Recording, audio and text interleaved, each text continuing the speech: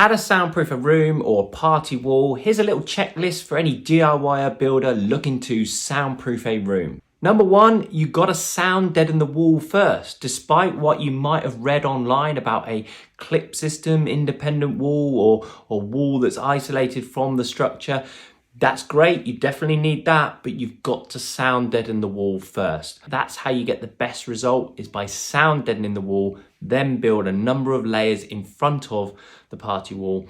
Loads of different interlocking layers. The more layers you do, the more layers you install, the more frequencies of noise you're going to barrier coming through from the neighbours, for example. I would check for any holes in the structure before you do any of that. So if you have a suspended floor, check for those holes in the structure there. If the joists are going into the wall, do you think how old the property is? If it's an older property and you're walking around on the floor for 100 years, for example, that's going to dislodge bricks, create holes. Checking the bedroom floors above as well, and checking the loft if you're doing a bedroom, for example. So check for holes in the structure before you start doing any soundproofing to the wall.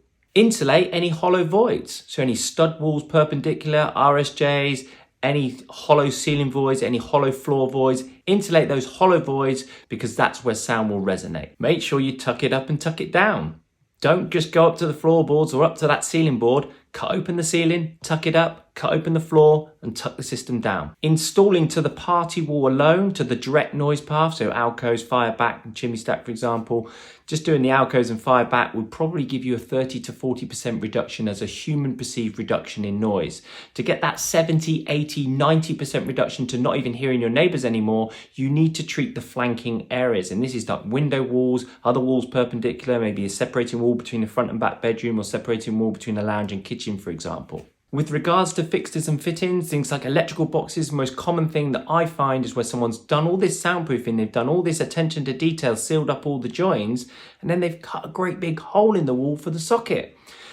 Putty and electrical socket boxes don't offer any sound attenuation. You've got to put the same materials that you put on the wall behind the socket.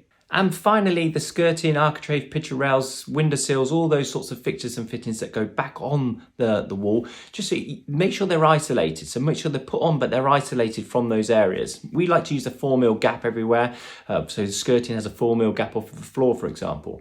But just to note, you can put anything you want on a soundproof wall. We put steam rooms, showers, speakers, TVs. You can put whatever you want on a separating party wall, on a soundproof wall. You just got to be put back in a way so it doesn't compromise the soundproofing.